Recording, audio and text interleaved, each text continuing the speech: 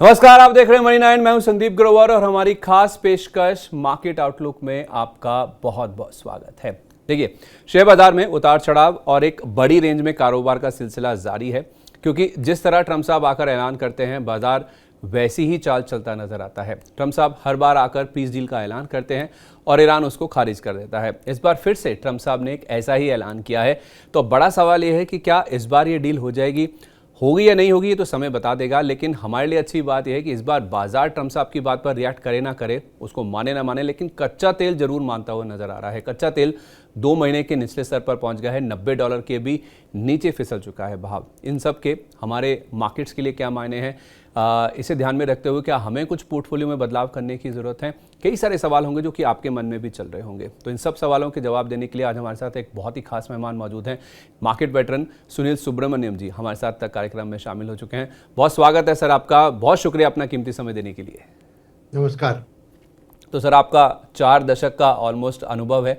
उस अनुभव में से थोड़ा थोड़ा हम भी चाहेंगे कि हमारे दर्शक भी उससे अगर कुछ सीख पाएं। जिस तरह से मूड माहौल है बाजार का, जिस तरह की सिचुएशन हो रही है, जितना वॉलेटाइल है बाजार, उस वॉलेटाइल बाजार में भी किस तरह से पोर्टफोलियो में पैसे बनाने के मौके बनाने चाहिए, किन सेक्टर्स पर फोकस करना चाहिए, ये सब मैं आपसे समझना चाहूँगा। सर, 3 हफ्ते पहले मेरी आपसे बातचीत हुई थी सर, तो उस समय आपने कहा था कि वॉर बहुत ज़्यादा लंबा चलने की आशंका नहीं है, क्योंकि ईरान की जो आर्थिक स्थिति है वो काफ़ी कमज़ोर है। तो सर, अब ऐलान फिर से आ गया ट्रम्प साहब की ओर से। एक बड़ा हमला करने की बात उन्होंने पहले करी और उसके बाद बोल दिया कि ईरान के साथ हमारी पीस डील हो गई है। समय और कब साइनिंग होगी उसके बारे में बता दिया जाएगा। अब सर, ट्रम्प साहब ने ये जो सहमति का ऐलान कर दिया है, क्या आपको लगता है कि इस बार डील हो जाएगी या फिर हर बार की तरह ये भी एक जुमला ही है? नहीं, देखिए, ट्रम्प के बारे में कुछ भी जमला या नहीं कहना मुश्किल है, ये तो पता है आपको। तो हर बार वो विक्ट्री डिक्लेयर करते हैं। वो बेसिकली क्या है कि ट्वीट पे कंट्री नहीं चला सकती ना, तो वो खाली सोशल अपना जो पोस्ट है उसमें डाल रहे हैं ऐसे। देखिए, बात ऐसी है, जो मैंने कहा कि ईरान की आर्थिक व्यवस्था ठीक नहीं है, वो बिल्कुल सही है। मगर जब मजहब उठता है और जब देश एक बड़े ताकत के खिलाफ लड़ रहा है, तो वो एक उत्साह आता है, तो वो अपनी अर्थव्यवस्था को थोड़ी भूल कर अपने जो मुद्दे हैं उस पर आते हैं। और मुद्दा तो क्लियर सबके लिए है। उनके लिए क्या है कि उनके एसेट्स को डीफ्रीज करना है। डॉलर वाले तेल बेचकर उन्होंने जो एसेट्स क्रिएट किए थे उसको अनफ्रीज करना है। नंबर 2, हॉर्मुज स्ट्रेट पर उनका और जो जो स्टेट के आसपास वाले देश है उन्हीं राज्यों का उसमें होना चाहिए। अमेरिका उसमें कुछ दखल अंदाजी नहीं करनी चाहिए। That's number 2। और नंबर 3, एक वाया मीडिया सोल्यूशन, न्यूक्लियर, उनके पास जो भी न्यूक्लियर एनरिचमेंट की फैसिलिटीज है और वहाँ की स्टॉक्स है, उसको कैसे, वो तो बिल्कुल उसको अमेरिका के हाथ में नहीं देना चाहेगी। तो एक थर्ड पार्टी किसी को उसको रखना होगा उसमें। शायद चीन हो सकता है, रशिया हो सकता है, या कोई भी है। उनको आगे आकर कहना है कि हम ये आप दोनों जो भी अग्री कर रहे हैं उसको हम टेक करेंगे। बिकॉज ये ज़रूर अपने जो न्यूक्लियर ये है उसको अमेरिका के हाथ नहीं करेंगे, क्योंकि उनको लग रहा है कि फ्यूचर में वो बहुत मुसीबत में आ सकते हैं, टोटली एक्सपोज होंगे। और चौथा जो फैक्टर है, जो ना ही ईरान ना ही ट्रम्प के हाथ में है, ये है इजराइल और हिजबुल्लाह की बात। आई मीन, लेबनान देश है मगर मेन उधर कारीगर तो हिजबुल्लाह है। अब वो ना ये पीस डील को मानेंगे और जो भी लिखते हैं उसको जरूर तोड़ेंगे इजराइल और हिजबुल्लाह, और अपनी तरफ से वो चलती रहेगी। पर अब के लिए ईरान ने उसको भी मुद्दे में शामिल किया है कि अगर सीज फायर और end of the war sign होता है तो उधर भी रुकना चाहिए। अब इसको देख कर ना, मुझे अभी तो लास्ट 2 पॉइंट्स मैंने मेंशन किए, उसमें अभी मेरे को कोई सोल्यूशन नहीं दिख रहा है कि अभी तक कोई रशिया और चीन की acceptability to keep the nuclear जो पावर आर्सेनल ऑफ ईरान, वो ईरान, वो अभी सामने नहीं आया है। और सेकंड, इसराइल अब के लिए अमेरिका को बात कर आज मैं हमला नहीं करूंगा, कल नहीं करूंगा करे, पर 3 महीने के बाद क्या वापस शुरू करेंगे, नहीं करेंगे? हिजबुल्लाह भी क्या चुप बैठेगी? बिकॉज उनका मकसद है लिबरेशन ऑफ पैलेस्टाइन। वो जल्दी, ऐसा नहीं कि वो मान लेंगे कि पैलेस्टाइन देश नहीं बनेगा, नहीं ना। तो उस तरफ से ये पूरा जियोपॉलिटिकल जो माहौल है उसमें पार्शियल सॉल्यूशन ही सामने आ सकता है। फुल कंप्लीट फुल ब्लोन कि मिडिल ईस्ट में अब के बाद पीस रहेगा, ये बिल्कुल नहीं कह सकते हैं। वो नंबर 1 चीज़ है। तो जो भी अभी चीज़ हो रही है कि आपने बताया ना कि ब्रेंट क्रूड अभी 88 पे है, मैंने देखा वो डेटा में, तो वो ठीक है। मगर ब्रेंट क्रूड वापस वो 65-70 वाले जमाने में जाने में बहुत दिन लगेंगे, बहुत देर लगेगा, बिकॉज एक, ये तनाव जारी रहेगी दूसरी तरफ, और खास करके जो डैमेज और डिस्ट्रक्शन हुआ है तेल के प्रोडक्शन, गैस के प्रोडक्शन के फैसिलिटीज को, उसको वापस लाने में भी थोड़ी टाइम लगेगी। तो हमें यही सोचना है कि तेल के दाम पर, देखिए मैंने देखा कि तेल के दाम घटी, मगर डॉलर की मजबूती, यूएस 10 ईयर की रेट, उसमें कोई बदलाव नहीं है। वो वही का वही 99-100 के करीब ही घूम रहे हैं, और इंटरेस्ट रेट्स भी 4.5% के, इस तरफ 10 बेसिस पॉइंट, उस तरफ 10 बेसिस पॉइंट, उधर ही घूम रहा है। तो कितने हद तक हम ये तेल की जो गिरावट है वो एक, जैसे हमें बताइए 88 क्या है, नेक्स्ट मंथ की डिलीवरी की कॉन्ट्रैक्ट है, तो उसको प्रेडिक्ट करिए। ये लॉन्ग टर्म ट्रेंड ऑफ तेल भी हम नहीं उठा सकते इस चीज से। तो क्यों मैं ये सब कह रहा हूँ कि मार्केट में जो एक क्लैरिटी की जरूरत है वो मेरे ख्याल में अभी तक नहीं है। तो मार्केट, इसीलिए आपने देखा होगा कि खबर है कि एफआईएस अभी बेच रहे हैं, जितना भी ये माहौल अच्छा हो बुरा हो बेचते रहे हैं। मगर एक खास चीज मैंने इस हफ्ते नोटिस किया है कि हफ्ते के बिगनिंग से पहले 3 दिन में उन्होंने 8, 6 और 5 ऐसा कुछ 1000 करोड़ बेचा था, मगर फिर नेक्स्ट 2 डेज में खाली 2000 करोड़ बेचा। तो ये एक शायद मेरे मन में उठ रही है कि शायद एफआईएस ने भी देखा कि अब वॉर का सिचुएशन जो है, वहां से तेल 92 to 96 के रेंज से घटकर थोड़े नीचे रेंज में आ सकती है, मगर ऊपर जाने की उतना क्षमता नहीं है। तो यह एक इंपॉर्टेंट टेक अवे है, क्योंकि अगर तेल वापस 110, 15, 20 तक नहीं जाने की जो भी दिख रहा है रास्ता, तो एफआईएस के लिए ये इंडिया में डिस्काउंटेड है, इसलिए उनकी बिकवाली कम हुई है पिछले 2 दिन में। अब ये आज की डेटा भी देखेंगे, यानी फ्राइडे का डेटा भी देखेंगे, फिर अगले हफ्ते भी देखेंगे, फिर एक डिसीजन पे आएंगे। मगर मुझे लग रहा है कि उनकी जो स्थिति इंडिया के बारे में उन्होंने सोचा है कि तेल का उधर बहुत बड़ा इम्पैक्ट होगा, टू सम एक्सटेंट उनकी जो भयंकर बिकवाली वॉर के शुरुआत से 1.25 लाख करोड़, फिर 70,000 करोड़ अगले महीने में, फिर 40,000 करोड़, फिर इस महीने में ऑलरेडी 40,000 करोड़, तो उन्होंने बहुत सारे बेचा है इंडिया को ऑलरेडी। तो मेरे ख्याल में वो एक अच्छी खबर हम निकाल सकते हैं यहाँ सर, कि इसके बाद क्योंकि तेल एकदम से वापस 120 की ट्रेजेक्टरी नहीं दिखा रही है, तो शायद एफआईएस भी अपना सेलिंग को बढ़ाएंगे नहीं। तो इस 2000 करोड़ के लेवल पे मैं मानता हूं कि डीआईएस आसानी से उसको कॉम्पनसेट कर सकते हैं और मार्केट एक कंसोलिडेशन मूव में चल सकता है। तो मेरे ख्याल में यही एक खबर की एकदम उत्साहित करने के लिए खबर नहीं है, मगर एकदम नाराज होने के लिए भी खबर नहीं है। ठीक है। मैं सर बॉन्ड यील्ड की बात करता हूं, मैं कच्चे तेल की बात भी करता हूं। ओवरऑल अगर हम सर इस पीस डील को माने हाइपोथेटिकली कि ये पीस डील हो जाती है, हमारे शेयर बाजार के लिए इसके क्या मायने हैं सर? कितनी बड़ी है हमारे लिए और कितने डायमेंशनल राहत है हमारे लिए? देखिए, मेरा मानना है कि इंडिया के लिए जो मार्केट की स्थिति है, डीआईएस ने जो हाथ में पैसा है वो भरपूर डाल रहे हैं। रिटेलर्स थोड़ी, मैंने देखा कि 2-3 दिन में थोड़ी पैनिक हो रहे हैं। ये रिटेलर्स माने नॉन इंस्टीट्यूशनल प्लेयर मान लीजिए, तो ये एचएनआई भी बिहेव करता है वैसे ही। तो मैं क्या कह रहा हूँ कि मार्केट में डाउनसाइड तो ऑलरेडी प्रोटेक्टेड है मेरे ख्याल में, क्योंकि थोड़ी बहुत इंडिविजुअल इन्वेस्टर्स प्रॉफिट बुकिंग कर सकते हैं, मगर एफआई की बिकवाली कम हुई और डीआई के पास पैसा है reasonable to defend the market. ठीक है, तो अब उत्साह की बात कर रहे हैं। अब तेल के दाम के कटौती के कारण क्या एफआईएस दौड़ के वापस आएंगे? मेरा मानना है नहीं, बिकॉज इंडिया को बेच रहे थे सितंबर 2024 से। वॉर तो अभी 3 महीने पहले शुरू हुई है ना, तो पहले का भी बिकवाली चल रहा था। तो इंडिया उनके एक जहन में नहीं है एज एन इन्वेस्टेबल मार्केट, और इसका एक मुख्य कारण है इमर्जिंग मार्केट का इंडेक्स जो होता है एमएससीआई का, उसमें अगस्त 2024 में हमारा शेयर 20% के करीब था, 19 पॉइंट समथिंग समथिंग। आज वो 11% के नीचे आया है। तो क्या हो रहा है कि पैसिव फंड्स जो हैं उन्होंने अपना इंडिया एलोकेशन को आधा घटा दिया है, और ऑलरेडी जो ओवर एक्सपोज थे उसको भी रिडीम कर रहे हैं। तो ये फंड मैनेजर के हाथ में नहीं है, एफआई के हाथ में नहीं है। जिस दिन इंडिया की एमएससीआई इमर्जिंग मार्केट में अपना हिस्सा बढ़ता है, तभी एक fresh passive funds increase amounts India में डाल सकते हैं। तो वो एक मुख्य कंपोनेंट, बिकॉज अब्रॉड में 60-70% फ्लोस पैसिव होते हैं। इंडिया में ही अभी भी एक्टिव डोमिनेट कर रहा है, उधर ऐसा नहीं है, उधर पैसिव ज्यादा है, और पैसिव में डिसीजन मेकिंग फंड मैनेजर के हाथ में नहीं है। पैसिव में डिसीजन मेकिंग क्या मैं इमर्जिंग मार्केट इंडेक्स में डालूं ताकि इंडिया को कुछ पैसा मिले, वो इन्वेस्टर के हाथ में है। ठीक है। और वो फंड मैनेजर्स नहीं होते हैं, वो इंडिविजुअल इन्वेस्टर्स होते हैं जो एक इमर्जिंग मार्केट म्यूचुअल फंड में उधर पैसा डालते हैं, तो वो निकाल रहे हैं। और वो एक तो चीज वो निकाल रहे हैं, तो इसलिए ओवरऑल इमर्जिंग मार्केट्स के लिए थोड़ी दबाव इस लेटेस्ट एआई क्राइसिस में भी आया। मगर उसके अलावा भी इंडिया जो इमर्जिंग मार्केट फंड में जो पैसा है उसमें खाली 10% आज मिल रहा है इंडिया को।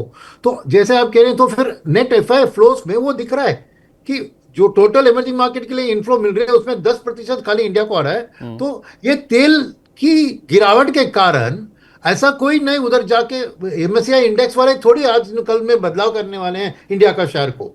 तो इसके कारण मैं नहीं मानता हूं कि बहुत भयंकर तरीके से एफआई की फ्लोस की बढ़त आप एक्सपेक्ट करते हैं। और जब वो होगी तभी मार्केट एक नया हाई पहुंच सकता है।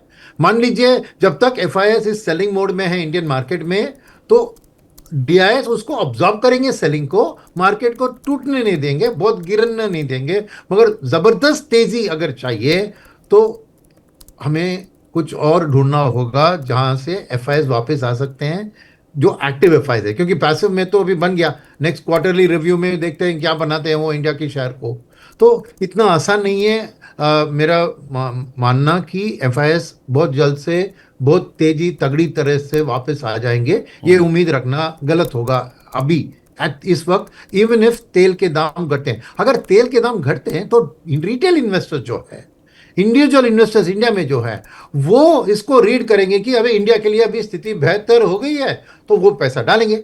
और जो भी थोड़ी बहुत एक्टिव एफआईएस है वो जरूर इंडिया को पैसा डालेंगे, तो एफआईएस की तरफ से थोड़ी बहुत वो इंप्रूवमेंट होगी।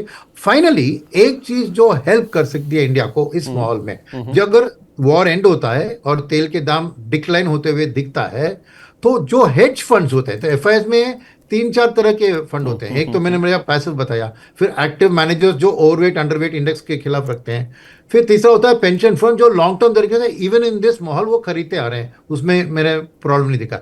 मगर एक हेज फंड होता है जो इंडिया के लिए बुरी खबर हो, जैसे तेल के दाम की बढ़त हो, राइट, उसको लेकर इंडिया को शॉर्ट करते हैं। अच्छा, वो वो भयंकर हुआ है पिछले 3 महीने में। मगर जब जैसे ही तेल के दाम घटती है वो शॉर्टिंग बंद हो जाएगा, राइट। तो वो शॉर्टिंग बंद होना ही नेट आउटफ्लोस में आपको कम दिखेगी ना, तो ऑटोमेटिकली आपको एक एफआई का ये -2000 करोड़ से +2 to 4000 करोड़ लेवल में आ सकता है। अब वो मार्केट को थोड़ी उछाल दे सकती है। मगर हमें अगर 5,000 10,000 करोड़ हर रोज एफआई डालना है, तो उसके लिए बहुत सारी और चीज़ों को बदलनी चाहिए, एआई को बदलनी चाहिए, और भी अपना जो रिलेटिव ग्रोथ का जो पीई ग्रोथ कहते हैं, because as a PE ratio India अभी भी महंगी है। अभी भी 60% इमर्जिंग मार्केट इंडेक्स के वैल्यूएशन के ऊपर ट्रेड हो रहा है हमारा पी। हमारा लॉन्ग टर्म एवरेज से हम अभी लग रहे हैं कि रीजनेबली वैल्यूड है, और बाकी देश जो इमर्जिंग मार्केट में है उसके खिलाफ कंपेयर करेंगे तो अभी भी हम 60% से ज्यादा वैल्यूएशन में है। उसको कॉम्पनसेट करती है खाली एक चीज, ग्रोथ को, क्योंकि ये पी तो ट्रेलिंग पी होता है। तो ग्रोथ के प्रोस्पेक्ट्स अब क्या है कि इमीडिएटली उम्मीद इस Q1 रिजल्ट जो जुलाई 10 से शुरू होगी उसमें उम्मीद नहीं है कि ग्रोथ दिखेगी ना, बिकॉज पूरे वॉर का इंपैक्ट उसी क्वार्टर में दिखने वाला है। तो जब तक जुलाई 10 तक अगर वॉर खत्म होता है, तो फिर एफआईआईज और डोमेस्टिक एनालिस्ट इस क्वार्टर के अर्निंग्स को इग्नोर करके, क्योंकि ये पुरानी बात हो गई, तो आगे अच्छे दिन दिख रहे हैं करके इंडिया की ग्रोथ रेट को अगर री रेट करेंगे, ईपीएस की ग्रोथ रेट को री रेट करेंगे, तो एफआई ट्रेडिशंस की प्रोजेक्टेड ग्रोथ रेट अगर उसमें वो बढ़त लाते हैं बिकॉज ऑफ द तेल की दाम की गिरावट और फ्यूचर, तब आपको लॉन्ग टर्म जो एक्टिव मैनेजर एफआई है वो अपना एलोकेशन को बढ़ा सकते हैं, बिकॉज हमारी ग्रोथ हमारी पी रेशियो को कॉम्पनसेट कर सकती है टू सम एक्सटेंट। लंबा चौड़ा आंसर दिया मैंने, but I just wanted to explain fully the whole gambit, because एक आंसर एक वर्ड में मैं आंसर नहीं दे सकता। नहीं, कोई बात नहीं सर, अच्छी बात है, आपने बहुत डिस्क्रिप्टिवली इसको एक्सप्लेन किया है। एफआईएस की चिंता है सर, एफआईएस बहुत जल्द लौट आएंगे, वो वाली बात तो है ही है। हमारे लिए चिंता नहीं पैदा होगी सर। जो मई महीने के एमपी के आंकड़े आए ना, वो ये बता रहे हैं कि मई महीने में जो हमारे इन्वेस्टर्स हैं जो बाजार में पैसा लगाते हैं, जो इक्विटी इन्फ्लो है वो 40% घट गया है सर। तो हमारे लिए एफआईएस तो चिंता थी। अब ये हमारे खुद के जो इन्वेस्टर्स हैं उनका जो भरोसा घट रहा है, इसके क्या मायने हैं सर? इस पर हमारे हमारे दर्शकों को आप क्या कहेंगे, कैसे रिएक्ट करना चाहिए और कैसे ऐसे फेज में जब इक्विटी इनफ्लो कम होता है उसमें कैसे अपने आप को स्ट्रेटेजाइज करना चाहिए? देखिए, आपने बताया बुरी खबर है कि 40% एक्टिव फंड्स में फ्लोज गिरा है। मगर मैं ऑल्सो भी ये भी देख रहा था कि पैसिव के फंड्स में भी इनफ्लोज भयंकर गिरी है। यानी पैसिव में ज़्यादातर इंस्टीट्यूशनल है, राइट। आपको HNIs और इंस्टीट्यूशंस है, वहाँ पे भी ETF और इंडेक्स की देखें वो भी गिरी है। मगर खास क्या है कि SIP बुक करीबन फ्लैट रहा है। तो रिटेल निवेशक जो डाल रहे हैं ज़्यादातर SIP के जरिए डालते हैं, वो ठीक है। मगर जो आपने कहा 27,000, अगर SIP बुक को ले 30,000 तो नेगेटिव है ना फ्लोज, तो लमसम में, यानी अभी भी मेरा मानना है कि टैक्टिकल HNI निवेशक ने ही इस महीने अपना इन्वेस्टमेंट थ्रू म्यूचुअल फंड को कम कराया है, इधर थ्रू पैसिव और थ्रू एक्टिव। क्योंकि उन्होंने 2 महीने देख के क्या देखा कि उन्होंने सोचा कि वॉर खत्म हो जाएगी तो ये खरीदने का मौका है, खरीद। तो तीसरा महीना जब चला तो उनको लगा कि अभी नहीं, ये सही नहीं है कि वॉर अगले हफ्ते ही खत्म होगा, तो लगता है ये वॉर अभी लंबी चलने वाली है, तो थोड़ा बहुत क्यों ना प्रॉफिट बुक करें करके इस महीने में सोच इन एक्टिव HNI रिलेटेड इन्वेस्टर्स में आई है। ये मेरा कहना है। एक प्योर रिटेल कस्टमर जो ज्यादातर SIP के जरिए डाल रहा है, वो देखिए 200 करोड़ कम हुआ है 31,100 से 30,900। तो रिटेल अभी भी कॉन्फिडेंस रख रहा है। मगर जो, जैसे मैं कहता हूँ, थोड़े पैसे वाले, उनको HNI कहो या UHNI कहो, MNHNI जो भी है, वो इवन इक्विटी मार्केट में आप देख रहे हैं ना, तो एडवांस डिक्लाइन रेशियो में देखें तो डिक्लाइन इतना ज्यादा हुआ है कल और परसों में।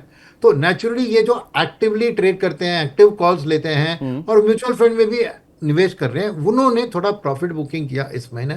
ऐसा नहीं कि मैं देख रहा हूँ कि कोई मूड खराब हो गया और पूरे नाराजगी के कारण वो निकाल रहे हैं। थोड़ा बहुत उन्होंने सोचा कि शॉर्ट टर्म में प्रॉफिट बुक करना अच्छा है, इसलिए उन्हें किया है। तो अगले महीने ही मैं इस आंकड़े में मैं सुधार की एंटिसिपेशन करूंगा। ये वापस 37,000 या 22,000 से ज़रूर 30,000 पार करेगी अगले महीने में। ये एक पर्टिकुलर मंथ था, मैं इसको लेके एक confidence loss of retail investors नहीं कहूँगा। नहीं तो फिर SIP का स्टॉपेज रेशो, इनफैक्ट इस महीने SIP की स्टॉपेज रेशो लास्ट मंथ से बेहतर है। तो सो रिटेल अभी भी मेरे ख्याल में long term future of India stock market कायम रख रहा है, वो निवेश कर रहा है। बट जो लोग लमसम में डालते हैं, थोड़ा टैक्टिकली उन्होंने शायद थोड़ा प्रॉफिट बुकिंग किया इस महीने, उसको ज़्यादा रीड मत करना। ठीक है, ज़्यादा घबराने की बात नहीं है, इक्विटी इनफ्लो जो कम हुआ है उससे। अच्छा, कच्चे तेल पर वापस आए तो सर आपने जैसे कहा $89 या फिर $90 के नीचे हम आ गए हैं। जब मेरी आपसे लास्ट टाइम बात हो रही थी ना सर, आप कह रहे थे कि अगले 1 से 1.5 साल तक कच्चा तेल आपको 85 से $100 की रेंज में ही कारोबार करता हुआ नजर आएगा। तो उस हिसाब से सर 89 के नीचे हम आ गए हैं, ये जो ऐलान हुआ है, तो क्या मान के चलें कि यहाँ से डाउनसाइड नहीं है और इन्हीं लेवल्स पे यानी कि 85, 90, 85, 100 की जो रेंज है, इसके साथ हमें जीना सीख लेना चाहिए अब? Yes, for the next 1 year to 1.5 years वैसा ही रहेगा। बिकॉज जैसे मैंने कहा, सप्लाई का डिस्ट्रक्शन हुआ है ना, उसको रिस्टिट्यूट करने में वक्त लगेगा। तो जरूर मेरा मानना है कि मैंने इंटरनेशनल एनर्जी एजेंसी की भी आउटलुक देखी, वो बता रहे हैं कि 18 महीने के बाद शायद तेल वापस वो $70 के आ सकता है। मगर अगले साल 1.5 साल के लिए ये कैपेसिटी कंस्ट्रेंट से तुरंत आपको वापस आने में वक्त लगेगा, और 1-1.5 साल यही ऑयल प्राइस को मन में रखते हुए हमें अपना पोजीशंस बनाना चाहिए। ठीक है, ओके, परफेक्ट है। अब आते हैं सर दूसरा फैक्टर हमारे लिए, एक तो है कच्चा तेल और दूसरा है रुपया। सर, रुपए को काबू में करने के लिए या रुपए की गिरावट को रोकने के लिए आरबीआई ने डायरेक्ट टूल नहीं अपनाया, आरबीआई ने रेट हाइक नहीं किया इस बार की पॉलिसी में, बल्कि जो दूसरे टूल्स हैं उनको अपनाया है, जिसमें हमने एफआईज को लुभाने के लिए बॉन्ड्स को रिलेटेड जो कुछ एक्शन है वो लिए हैं, FCNR डिपॉजिट्स को लेकर जो ऐलान हुए हैं, 2-3 बड़े बड़े ऐलान हुए हैं, जिससे $70-80 बिलियन का इन्फ्लो होने की उम्मीद लगाई जा रही है। जिससे डॉलर का फ्लो होगा तो उससे रुपए की जो बिकवाली या कमजोरी है वो अरेस्ट होती हुई नजर आएगी। सर, ऐसे मूड माहौल में जब 4.5% की बॉन्ड यील्ड है यूएस की 10 साल की, जैसे आप भी कह रहे हैं, क्या इससे एफआईज का फ्लो बढ़ेगा या फिर एफआईज की बिकवाली रुक जाएगी फॉर दैट मैटर? नहीं, बहुत ज़्यादा फर्क, थोड़ा फर्क होगा उसमें। कहाँ से मैं बताता हूँ। तो पहली चीज़ है कि FII डेट की फ्लोज तो बढ़ेगी, क्योंकि हमारी जो मॉर्गन की इंडेक्स में और जेपी मॉर्गन के इंडेक्स में और ब्लूमबर्ग की इंडेक्स में हम जो शामिल होने की काम चली है, तो ये डेफिनेटली टैक्सेशन का हटाना एक बहुत पॉजिटिव है। और डेट में, गवर्नमेंट डेट में ज़रूर मैं डेट एफआईएस की पैसा, मैंने मेरे आंकड़े देखे कि वो अनाउंसमेंट के बाद ही करीबन 10,000 करोड़ ऑलरेडी आ चुका है। तो ज़रूर डेट एफआईएस की पैसा आएगा, that's number one. Number two, कि ये एफसीआरबी भी सक्सेस हो सकता है, बिकॉज मैंने देखा कि 6% तक इंटरेस्ट रेट ऑफर कर रहे हैं बैंक्स, और वो शायद और भी बढ़ सकता है क्योंकि फुल्ली वो प्रोटेक्टेड है फ्रॉम अ हेजिंग कॉस्ट, क्योंकि गवर्नमेंट ने कहा कि वील पिक इट अप। तो 6% एक एनआरई की आंखों में देखे थे, 6% उसको अभी मिल रहा है 4.5, गवर्नमेंट का बोरिंग रेट है, तो उसके आसपास मिल रहा होगा। तो अगर अपने ही देश में उसको 1-1.5% ज़्यादा मिल रहा है निवेश के लिए, ज़रूर वो उत्साहित होगा। और सेकेंड, उसकी जो बोरिंग लाइन्स है, अगर उसको सस्ते में मिलती है तो लेवरेज करके भी पैसा आ सकता है, जैसे पिछली बार रघुराम राजन जी ने किया था ना, जो 2013 में, तब जो $34 बिलियन आए थे, ये पूरा फ्रेश खाली पैसा नहीं था, ये लिवरेज करके बोरो किया गया पैसा था, बिकॉज गारंटीड 4% या कुछ रिटर्न उनको मिल रहा था एट दैट टाइम। तो it was much better than the interest rates prevailing that. अब डिफरेंस उतना नहीं है, बट फिर भी वो लेवरेजिंग का अपॉर्चुनिटी भी होता है। तो मेरा मानना है कि जरूर एसएनआरबी के थ्रू फ्लोस बढ़ेंगे, और वो रुपए को मीडियम टर्म में स्ट्रेंथन कर सकती है। मैं क्यों बता रहा हूँ, शॉर्ट पे स्पॉट डीलिंग्स को ये ज्यादा फर्क नहीं करेगी, ओके, मगर जो प्रीमियम होता है रुपए का, उसमें आपको कटौती देखेगी। और फ्यूचर रुपी एक 96-97 के रेंज में मैं सेटल होते देख रहा हूं, जो पहले 100 को पार कर चुकी थी कुछ दिन पहले। तो एफआईएस इक्विटी के लिए ये पॉजिटिव है, ये कुछ उनको ट्रिगर कर सकता है, क्योंकि एक भी एफआई है जो 1 साल की व्यू रखते आता है, तो वो अगर 2 हफ्ते पहले इसको देखता, आरबीआई पॉलिसी के पहले इसको देखता, तो उसको लगता था कि मुझे 3 से 4% हेजिंग कॉस्ट को फैक्टर करना चाहिए। तो रिटर्न उसको बन रहा है उधर 4.5 के करीब अमेरिका में, तो उसके ऊपर अगर यहाँ पर उसको 3% या 4% और, तो समझिए कि इक्विटी मार्केट को उसको लेवल बेसिस पे रहने के लिए एटलीस्ट 10% उसको रिटर्न चाहिए, ताकि वो पॉजिटिव में आए। तो वो माहौल ठीक नहीं लग रहा था। तो अब जो forward weakening of the rupee कम होते हुए दिख रही है, तो एफएस के गणित में भी जो लॉस उनको करेंसी वीकनिंग के कारण इंडिया से होगा, अभी भी लॉस होगा, क्योंकि इंडिया का इंटरेस्ट रेट यूएस से हायर है, तो इंडियन रुपी को वीकनिंग ट्रेंड में ही रहना है, वो बेसिक फंडामेंटल है। मगर जितना पहले उम्मीद थी उतना नहीं होगा, तो वो उनको एक कुशन देगा कि इंडिया के एलोकेशन को बढ़ाने के लिए, क्योंकि नेट इंपैक्ट होता है ना, करेंसी एक तरफ, इन्फ्लेशन एक तरफ, फिस्कल डेफिसिट एक तरफ, ये सब गणित में डालते हैं एक कंट्री को असेस करके कितना पैसा उसमें लगा सकते हैं करके, नहीं ये एक चीज के ऊपर डिसीजन नहीं लेते ना।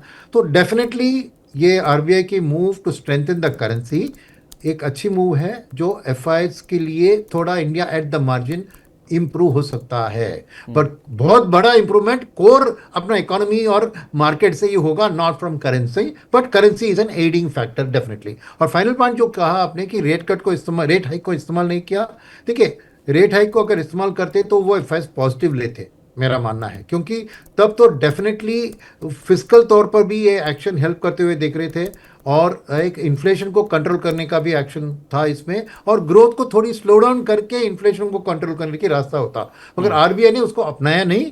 और वो इसमें अच्छी बात क्या है, क्योंकि अगर रेट हाइक अप्लाई करते हैं खाली करेंसी को मैनेज करने के लिए, तो उसका इंपैक्ट ग्रोथ के ऊपर दिखता, बाकी चीजों पे दिखता, वेरएज ये प्योरली करेंसी रिलेटेड उन्होंने एक्शंस लेकर बाकी इकोनॉमी को प्रोटेक्टेड रखा है। अब ये सही या गलत आने वाले दिन बताएंगे, ये मैं सहमत हूं या नहीं वो अलग बात है, मगर आरबीआई ने जो अपनाया ये डिसीजन कि करेंसी को करेंसी रिलेटेड से ही डील करे। यस, गवर्नमेंट सिक्योरिटीज में पैसा आएगा, वो गवर्नमेंट के लिए हेल्प करेगी, वो एक सेकेंडरी बेनिफिट है, क्योंकि गवर्नमेंट को फॉरेन पैसा आएगी in terms of their debt book, तो होगा। बट ये बात सही है कि उन्होंने रेट हैक नहीं करके इकोनॉमिक स्लोडाउन जो आ सकता था रेट हाइक के कारण, उसको प्रिवेंट किया है या डिले किया है। बट करेंसी के ऊपर का इंपैक्ट, जैसे मैं कह रहा था, एक एट द मार्जिन थोड़ा पॉजिटिव इंपैक्ट रहेगा जरूर इक्विटी एफआईएस के लिए भी, बट नॉट प्राइमरीली वो डेट एफआईएस को मदद देगी और करेंसी को मदद देगी। ठीक है, रुपया आप कह रहे हैं अभी भी कमज़ोर होगा, अल्बीट अब जो रफ्तार है शायद उस रफ्तार पर कमज़ोर ना हो, ये हमारे लिए ज़रूर एक राहत की बात है। लेकिन सर ये रेट हाइक कब तक आरबीआई अवॉइड कर पाएगा, कब तक इसको रोक पाएगा? ज्यादा देर तक नहीं, अगर वॉर खत्म नहीं होता है, क्योंकि ये इंपोर्टेड इन्फ्लेशन है, उनके हाथ में नहीं है, तो मैं डेट या टाइम बताता नहीं सकता हूँ। मगर जैसे आपने कहा तेल की दाम अभी 88 पे आ गई, तो क्या रास्ता उसका 88 से 85, और मेरा मानना था 85, मगर मान लीजिए मुझे गलत साबित किया और वो 80 के ऊपर भी सेटल होती है तो वो अच्छी बात है, तो रेट हाइक की जरूरत नहीं होगी।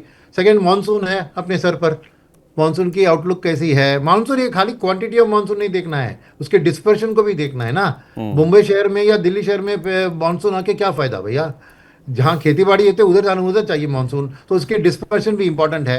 तो उसके हिसाब से फूड प्राइसेस पे जो इम्पैक्ट होगा वो देखना चाहिए। तो मेरे ख्याल में RBI is entirely data dependent. उन्होंने Q3 में 5.9% का प्रोजेक्शन दिया है, और उस हिसाब से डिसीजन भी Q3 में लेंगे मेरे ख्याल में। Q3 में, ठीक है, मतलब आरबीआई रेट हाइक को ज़्यादा समय तक नहीं रोक पाएगा। सर मॉनसून आपने टच कर लिया, ऑलमोस्ट मैं सारे डोमेस्टिक फैक्टर्स टच कर चुका हूँ। एक ग्लोबल फैक्टर है जो कि अगले हफ्ते है, फेड की पॉलिसी। फेड की पॉलिसी अगले हफ्ते है।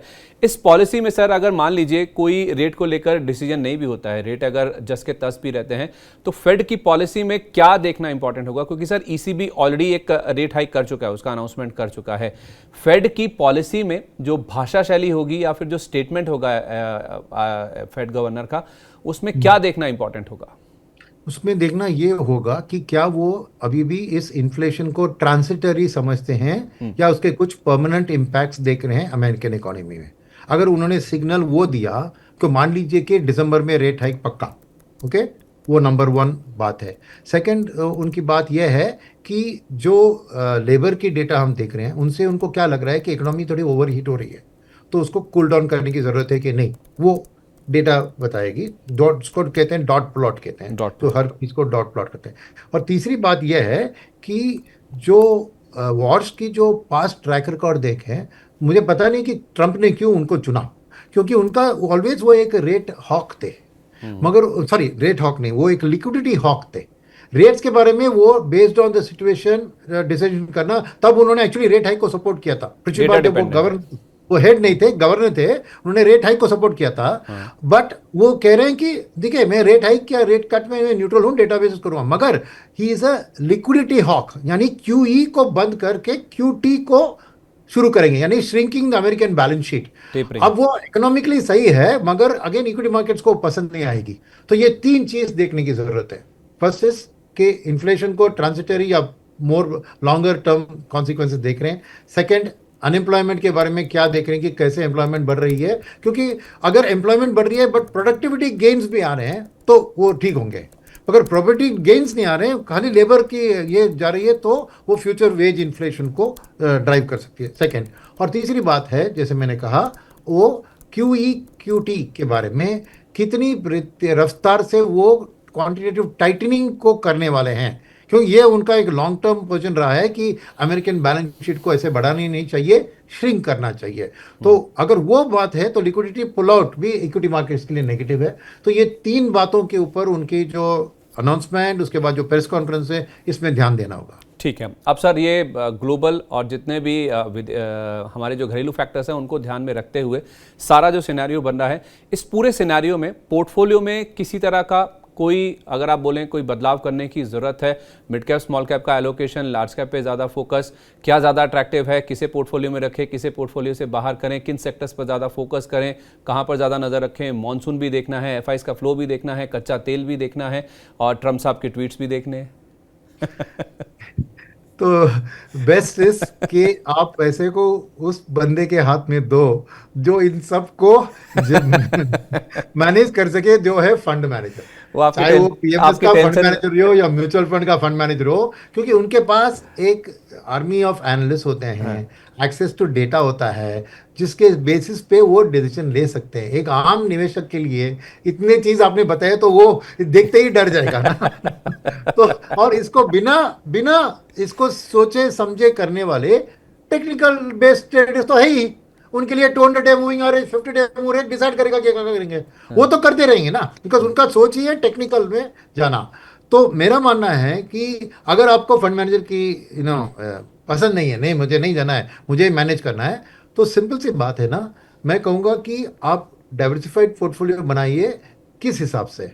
मैं वही कहूँगा कि ये कि हर इंडेक्स में एक इंडस्ट्रीज की वेटेज होती है, सेक्टर की वेटेज होती है। अब उस सेक्टर में देखें तो निफ्टी 500 या निफ्टी 50 में देखें तो 30 to 35% in Nifty and 20 to 25% in Nifty 500 आपको बैंकिंग एंड फाइनेंशियल सर्विसेज है, राइट? तो उसको आप इग्नोर नहीं कर सकते। ठीक है। मार्केट की हालत जो भी हो वहां पे ही एक्शन होगा, बिकॉज एफआईएस की आउटलुक में भी वो एक इंपॉर्टेंट है और डीआईएस की आउटलुक में वो इंपॉर्टेंट, बिकॉज सब बेंचमार्क ड्रिवन होते हैं ना, बेंचमार्क को रखते हैं। तो मेरे ख्याल में आपको जो निवेश कर रहे हैं तो उसको इग्नोर नहीं करना चाहिए ना।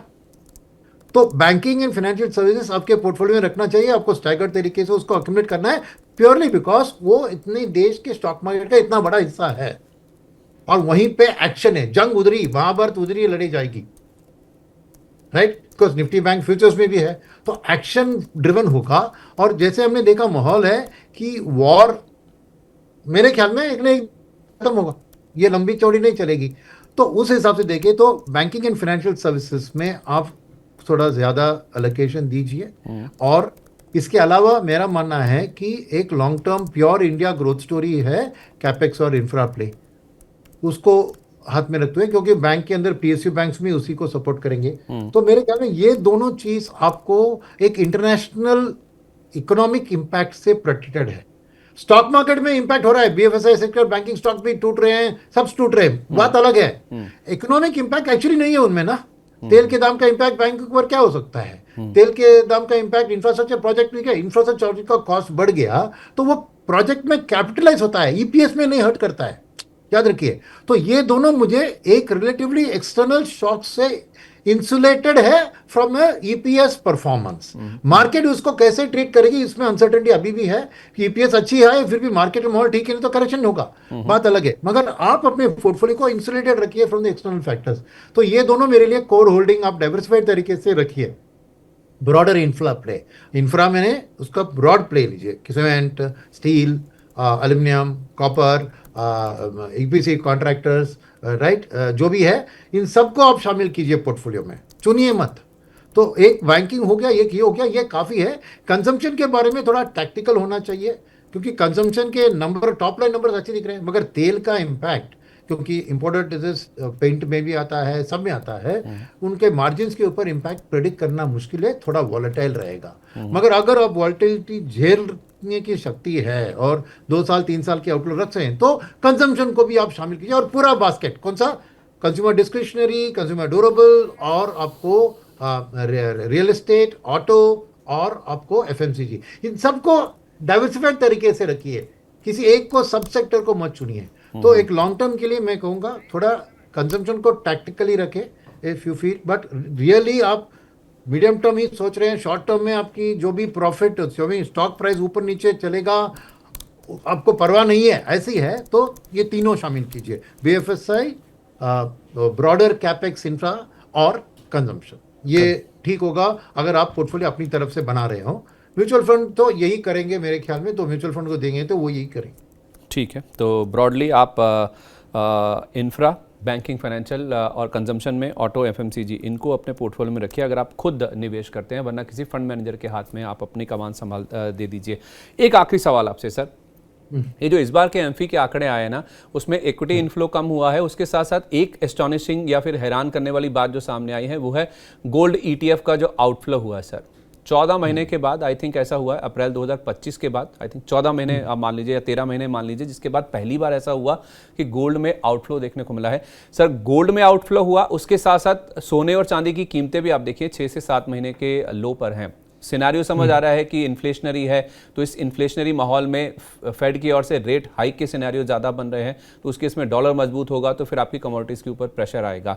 इस सिनेरियो में करना क्या है सर? गोल्ड सिल्वर के जो प्राइजेस 6 से 7 महीने के लो पर आ गए हैं और जो गोल्ड ईटीएफ में आउटफ्लो हो रहा है, इसको देखते हुए क्या गोल्ड सिल्वर खरीदने का समय है? पोर्टफोलियो में कितना हिस्सा होना चाहिए जब आप डाइवर्सिफाइड पोर्टफोलियो बनाने की बात करते हैं? तो मेरे ख्याल में आपको आपने सही कहा, गोल्ड का एलोकेशन पोर्टफोलियो में कितना है वो इसके ऊपर कर रखने का है।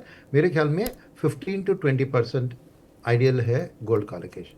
अब आपने कब खरीदा इस गोल्ड को, और अगर उस गोल्ड की अप्रिसिएशन से एक साल में अभी भी 70% ऊपर है ना, तो अगर गोल्ड की जो आपके पोर्टफोलियो में हिस्सा ज़्यादा बढ़ गया है तो ज़रूर प्रॉफिट बुक करके उसको 20 से 15 में लाए।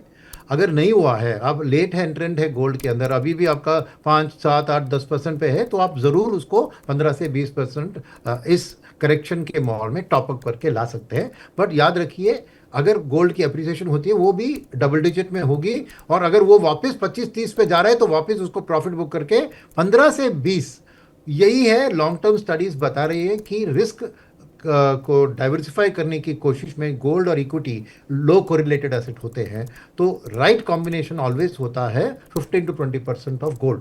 तो उसको आप ऑलवेज एक डायरेक्शनली लाइट हाउस की तरह रखिए, और देखिए कि अगर गोल्ड में बहुत ज़्यादा करेक्शन आ गया बीच में और आपकी पोर्टफोलियो में शेयर गोल्ड का गिर गया, तो टॉपअप कीजिए वापस उस 20 के लेवल तक, और 20 से बहुत ज़्यादा हो गया तो भी करेक्ट करने के लिए प्रॉफिट बुक करें। तो 15 to 20% कॉन्स्टेंटली गोल्ड आपके पोर्टफोलियो में मेरे ख्याल में ज़रूर रखना चाहिए। गोल्ड या गोल्ड सिल्वर मिलाकर?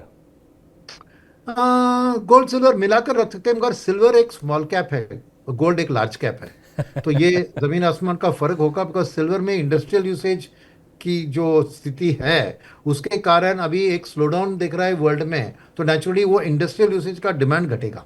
तो वो सिल्वर के ऊपर जो पहले एक अपवर्ड प्रेशर था कि मोबाइल फोन से लेकर सोलर में, ईवी बैटरी में, सब में सिल्वर इस्तेमाल हो रहा है, उसके कारण जो खींच कर वो ऊपर जा रही थी ना, वो अभी दबेगी। तो मगर at the same time as a poor man's gold, वो ऑलवेज उसका एक अट्रैक्शन रहेगा, बिकॉज गोल्ड इतना नहीं करेक्ट हुआ है कि सस्ता बन गया है अभी भी लोगों के लिए। सिल्वर में बहुत सारे ज्वेलरी और ऐसे यूसेस में लोग सिल्वर को यूज कर रहे हैं सब्स्टिट्यूट। सो इजी आंसर मैं दूंगा आपको कि आप 2:1 रखिए गोल्ड इज टू सिल्वर।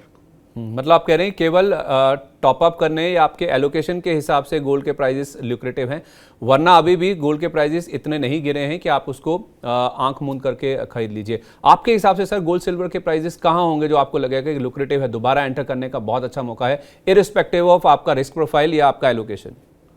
नहीं, ये दाम को देखकर स्टडी मत कीजिए, ये माहौल को देखकर स्टडी कीजिए, बिकॉज गोल्ड का मेन कॉम्पिटिटर है डॉलर। ठीक है, गोल्ड एंड सिल्वर का मेन कॉम्पिटिटर डॉलर। अगर डॉलर आपको मजबूत दिख रही है, आने वाले दिन में मजबूत और होने की एक क्षमता है, तो आप गोल्ड से प्रॉफिट बुक कीजिए।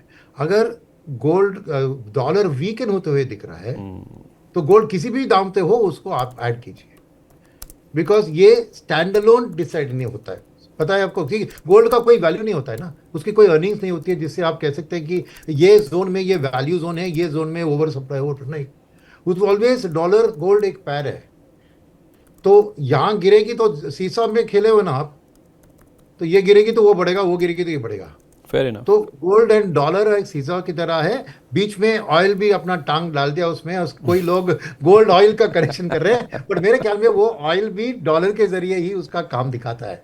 ठीक है, तो dollar is the ultimate investment alternative to gold, और जो लॉन्ग टर्म ट्रेंड उधर है डी डॉलराइजेशन का, वो अच्छी ट्रेंड है गोल्ड का जो इंक्रीज करने का। तो इसलिए कोई भी वैल्यू को मन में रखते हुए मैं गोल्ड और सिल्वर का डिसीजन नहीं लूंगा, मेरा आउटलुक गोल्ड में डालने के लिए डॉलर होगा। ठीक है, एक सर 30 सेकंड में आखिरी सवाल आपसे, just to conclude this discussion. मेरे पास 100 रुपये हैं सर लगाने के लिए, मैं लगा के रखे हैं पहले, या फिर मेरे पास नए 100 रुपये हैं, या मैं फिर नया निवेश कर रहा हूं, इन सब सिनेरियो के बीच में सर क्या मुझे अभी पूरा पैसा लगा देना चाहिए, कुछ कैश भी रखना चाहिए अपने पास? कुछ कैश भी रखना चाहिए।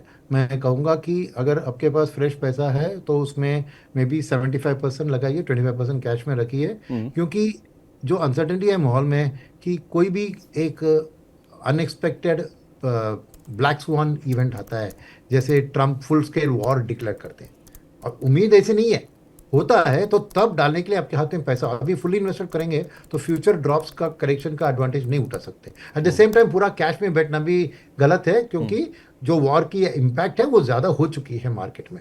तो मैं 75% आप डिप्लॉय कर सकते हैं, और उस 75% को भी मैं स्टैगर्ड तरीके से डिप्लॉय करने की सलाह दूंगा। एक तमजे जाके 75 को डालिए मत, एक 2 महीने का टाइम रख के उसको स्टैगर्ड करके, जब भी मार्केट में थोड़ी करेक्शन आती है जब ज़्यादा डाल के उसको स्प्रेड कीजिए, और at any point of time for the next 6 months के लिए आपको 25% कैश में रखना ही है।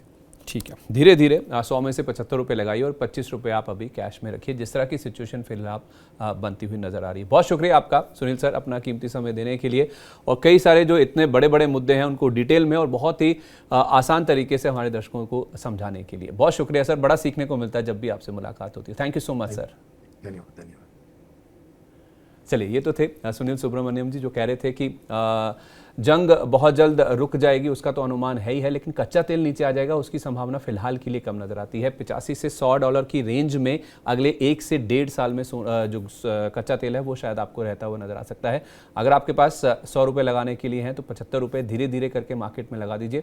25 रुपये अभी भी अपने पास रखिए। जिस तरह से सिचुएशन पैन आउट होगी आपके पास एक कुशन होना चाहिए, ताकि बाजार में आप कोई भी स्थिति अगर आती है तो उसको बनाने के लिए वो कैश का इस्तेमाल कर सकें। चलिए, इस खास चर्चा में आज के लिए बस इतना ही। मैं आपसे विदा ले रहा हूँ। नमस्कार।